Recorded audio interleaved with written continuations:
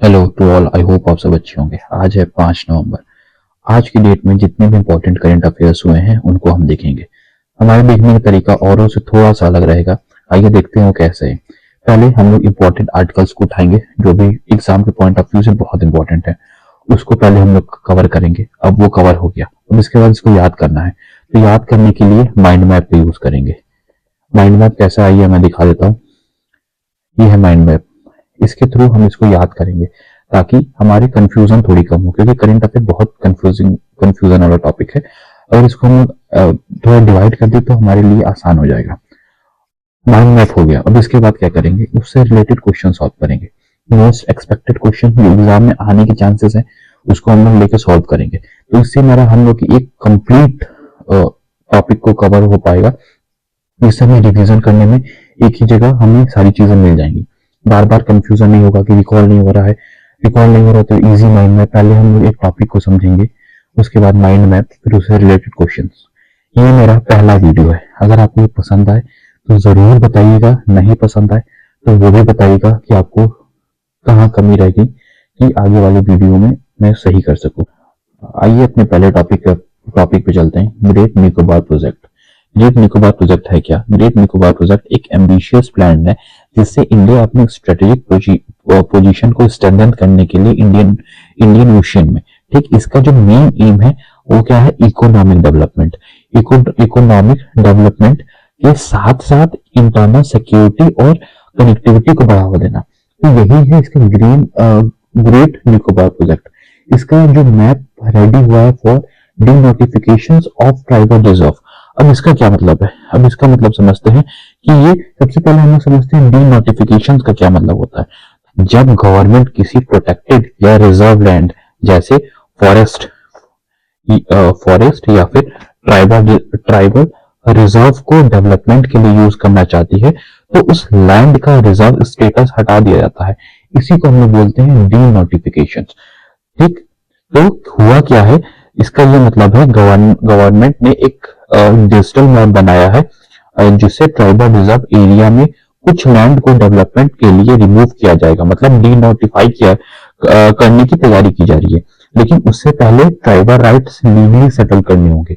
अब इसको हम लोग देखते हैं कि ये है क्या चीज। आपको ये टॉपिक समझ में आया कि एक्चुअल है क्या, ये हुआ क्या है यहाँ पे? आइए अब एक एक करके इसको समझते हैं। ग्रेट निकोबार के प्रोजेक्ट को देखते हैं। इसका जो मेन कंपोनेंट है transshipment of port, international airport बनाएंगे, पावर प्लांट बनाएंगे और टाउनशिप बनाएंगे। तो जो ट्रांसशिपमेंट पोर्ट है वो किस काम में आएगा? तो जो डीप वाटर पोर्ट है जो कार्गो ट्रांसशिपमेंट के लिए बनाए जा रहे हैं। इसी तरह इंटरनेशनल एयरपोर्ट बनाए जाएंगे जिससे ये हेल्प मिलेगा। क्या किस चीज में हेल्प मिलेगा कि ये ग्लोबली कनेक्टिविटी मिलेगी। पावर प्लांट्स बनाएंगे एनर्जी के लिए और जो टाउनशिप है वहां पे रेसिडेंट के लिए बनाया जा रहा है। इसी तरीके से डेवलपर कौन है? इस पूरे प्रोजेक्ट का डेवलपमेंट कर रहा है ANIIDCO, मतलब Andaman and Nicobar island integrated development cooperations. ठीक है, इसको ये डेवलपमेंट कर रहा है। अगर हम की स्टेप की बात करें तो प्रोजेक्ट के लिए GIC मैप तैयार किया जा रहा है जिससे रिजर्व लैंड को डीनोटिफाई और रीनोटिफाई करने के का प्रोसेस चल रहा है। ठीक है, हम ऊपर समझा था डीनोटिफाई का मतलब क्या होता है।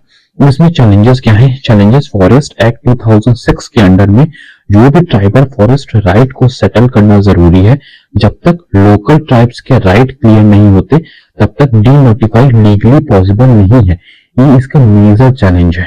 ठीक है, अगर हम ओवरसाइट की बात करें तो इस प्रोजेक्ट में 92,000 करोड़ का एक मेगा प्रोजेक्ट है और ट्राइबल और एनवायरमेंट इशू को मॉनिटर करने के लिए एक स्पेशल कमेटी बनाई गई है।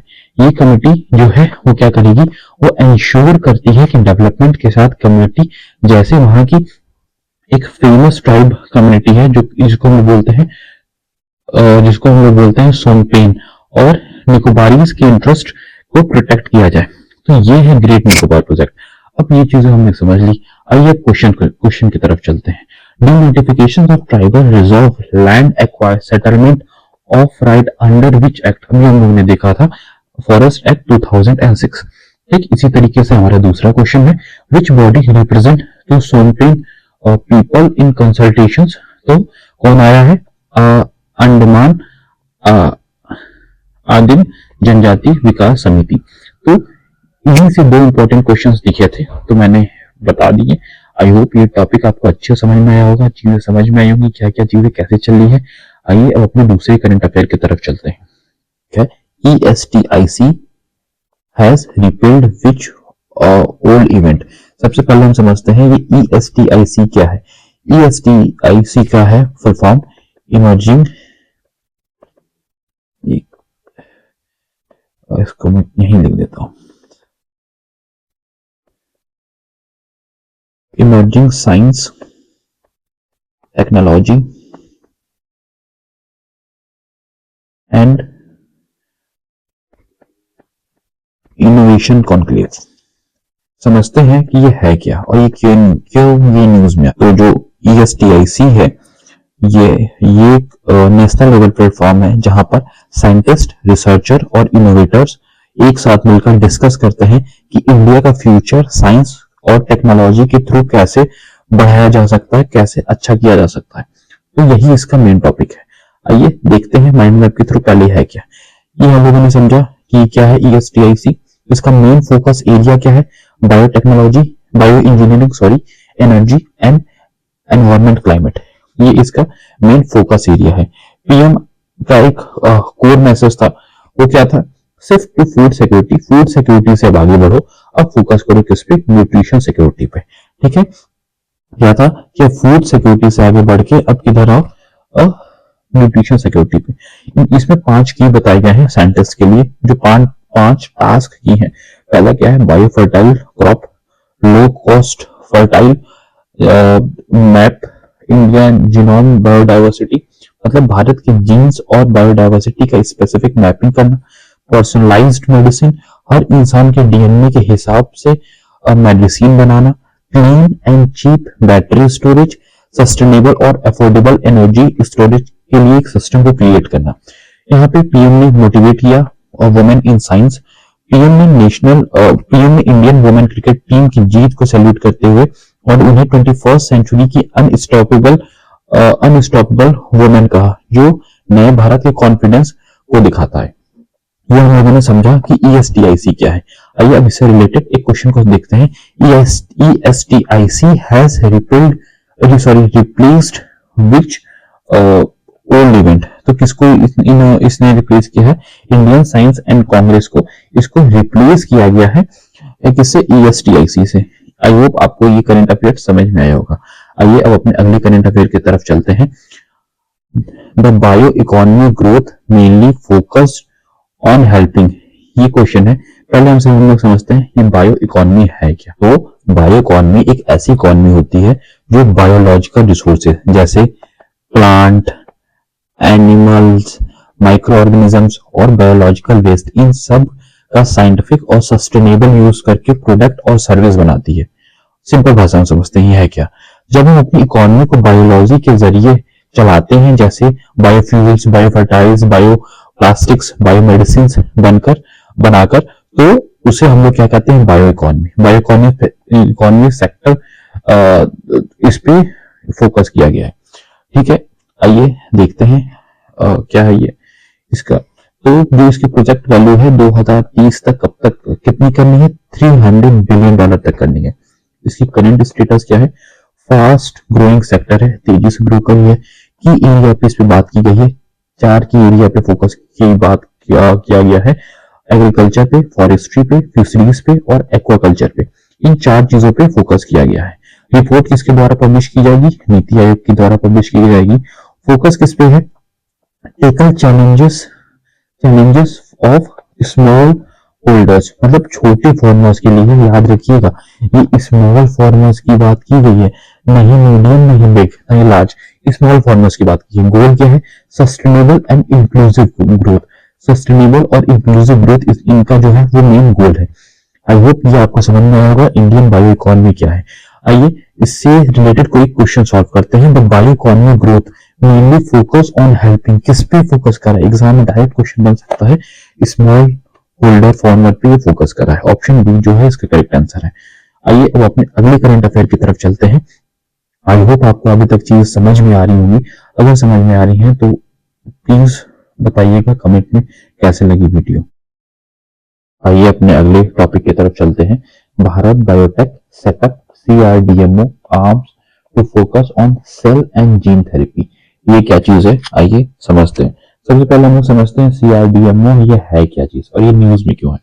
तो CRDMO का फुल फॉर्म होता है, ये है कॉन्ट्रैक्ट रिसर्च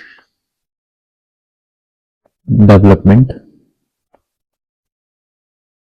एंड मैन्युफैक्चरिंग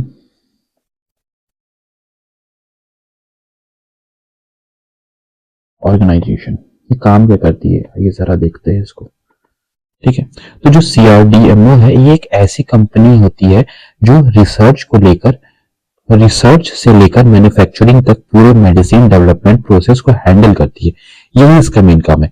अगर मतलब कहने का ये है, अगर कोई बायोटेक या फार्मा कंपनी में एक नई मेडिसिन, वैक्सीन या जीन थेरेपी बनाना चाहती है तो वो किसके पास जाएगी, तो वो CRDMO से कॉन्टेक्ट करती है ताकि वो उसके लिए रिसर्च करे, प्रोडक्ट डेवलप करे और उसका लार्ज मैन्युफैक्चरिंग भी करे।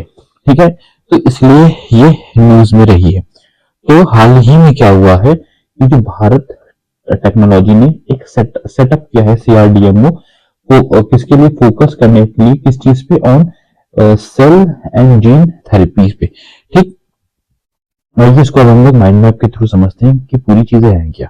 CRDMO हम लोगों ने समझा, फोकस क्या है इसका, सेल और जीन थेरेपी पे। सेल और जीन थेरेपी जो मॉडर्न टेक्नोलॉजी का सबसे एडवांस ट्रीटमेंट है। ये थेरेपीज उन डिजीजेस के लिए होती हैं जिनके लिए ट्रीटमेंट मेडिसिन काम नहीं करती है, जैसे कैंसर के लिए, ऑटो इम्यून डिसऑर्डर के लिए, रेयर जेनेटिक डिसऑर्डर के लिए। इन सारी चीजों पे ये जो है वो जीन और सेल और जीन थेरेपी काम करती है। ठीक है, तो इसकी अगर हम बात करें तो ये पर्पस जो build facility genome Valley Hyderabad में बनाई गई है, जो इंडिया का बायोटेक इनोवेशन हब माना जाता है। किसको माना जाता है, हैदराबाद, इसको याद रखिएगा, ये इंपॉर्टेंट है। इसका जो गोल है, अगर हम बात करें गोल किसकी, तो ग्लोबली लाइफ साइंस इनोवेटर के लिए एक प्लेटफॉर्म देना जहां हाई क्वालिटी, स्केलेबल और अफोर्डेबल थेरेपी डेवलप की जा सके। यानी भारत बायोटेक चाहता है कि एडवांस मेडिसिन सिर्फ रिच कंट्री तक ही ना सीमित रहे, बल्कि जरूरतमंद तक भी ये पहुंचे। ठीक है, आइए अब इससे रिलेटेड क्वेश्चन को देखते हैं। क्या क्वेश्चन बनाया जा सकता है, which company has set up CRDMO arm focused on किस पे, cell and gene therapies in Genome Valley Hyderabad. तो कौन सी वो कंपनी है, वो है भारत बायोटेक। ओके, ये भी आपको आई होप समझ में आ ही गया होगा। आइए देखते हैं अपने अगले इंपॉर्टेंट टॉपिक को। हंगर मॉनिटर कंफर्म हुआ है कहां पे, फैमिन इन दरफुल अल फसार। ये फैमिन कंफर्म किया गया है दरफुल अल फसार। ये कहां पे है, ये सूडान में है। ठीक है, तो इसका रीजन तो होगा फैमिन का। आइए समझते हैं कि हुआ क्या है यहाँ पे, क्यों ऐसी हो गई कि यहाँ पे भुखमरी हो गई। ठीक, तो सूडान में वॉर चल रही है करीबन 2.5 साल से। किसके साथ वॉर चल रही है, सूडान आर्मी वर्सेस किसके साथ है, RSF के साथ। RSF क्या है, रैपिड सपोर्ट फोर्स। ये पहले हुआ करती थी सूडान की पैरामिलिट्री फोर्स ये थी। तो जो RSF है ना, उसने जो अल फसार है उसको करीबन 18 मंथ से घेर के रखा हुआ है। हाल ही में अब उसको कंट्रोल कर लिया है। अब वहां पे RSF ने इसको सीज कर दिया। कंप्लीट सीज करने की वजह से वहां पे फूड की शॉर्टेज हुई। अब जब फूड की शॉर्टेज हुई तो धीरे धीरे क्या हुआ, लोग कमजोर होने लगे और उन्होंने एनिमल फीड को खाने स्टार्ट कर दिया, एनिमल फीडिंग स्टार्ट कर दी। तो धीरे धीरे यहाँ पे फैमिन जैसा सिचुएशन बन गई। अभी हाल ही में क्या हुआ है कि जो आईपीसी है, आईपीसी ने रिपोर्ट किया है कि जो तवालिया और मिलित और तवाशिया भी, ये भी फैमिन के रिस्क में है। अब ये आईपीसी क्या है, अब आईपीसी को समझते हैं, ये कैसे बताया। तो आईपीसी का फुल फॉर्म है integrated food security face qualification. ये एक यूएन बेस्ड इंटरनेशनल सिस्टम है जो हंगर और फूड इनसिक्योरिटी के लेवल को 5 फेजेस में मेजर करता है। ठीक है, तो अभी फैमिन की जो सिचुएशन बनती है वो आती है फिफ्थ सिचुएशन में, ये आती है फैमिन की। ये 5 पॉइंट्स में मेजर करता है, जो पांचवा है उसको वो फैमिन में आती है। तो आईपीसी ने ये कंफर्म किया, तो इसलिए ये न्यूज में था। ठीक है, अब इसका क्वेश्चन क्या है, where has famine has been confirmed by IPC in Sudan, तो कहां पे है, अल्फसर में। ठीक, आइए अब जरा देखते हैं सूडान के बारे में। सूडान की कैपिटल क्या है, खार्तूम है। ठीक, करेंसी क्या है, सूडानीज पाउंड है, और ऑफिशियल लैंग्वेज है वो कौन सी है, अरेबिक है। ये इसका सूडान के बारे में बेसिक इंफॉर्मेशन है। और कोई जानते हैं सूडान की बाउंड्रीज किससे किससे रिलेट करती है। ठीक, तो नॉर्थ इजिप्ट, ठीक है, फिर नॉर्थ वेस्ट में क्या है, लीबिया है, ईस्ट में क्या है, ये है रेड सी, और इरिट्रिया है, और इथोपिया है। ठीक, साउथ में अगर हम बात करें तो वह है साउथ सूडान, और वेस्ट में है यह है चाड। तो ये जो सूडान है, तो सूडान के बारे में हम लोगों ने ये सारी चीजें को देखी। आइए अब अपने अगले करंट अफेयर की तरफ चलते हैं। वो है कि oldest Olympic champions Coste passed away at 100 at the age of 101। दुनिया के सबसे ओल्डेस्ट ओलंपिक चैंपियन की हाल ही में डेथ हुई है। कहाँ के हैं ये फ्रांस से बिलोंग करते हैं।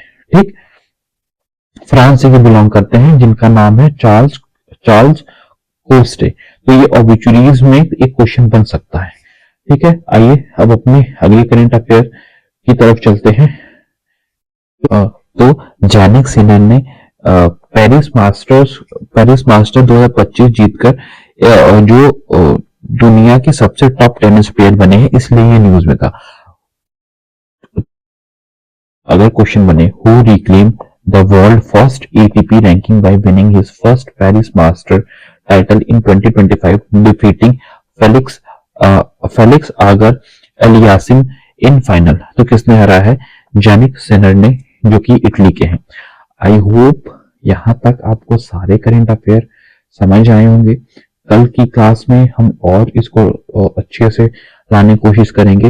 अगर आपको ये वीडियो पसंद आई हो तो प्लीज कमेंट करिएगा कि वीडियो कैसी लगी। Thank you so much.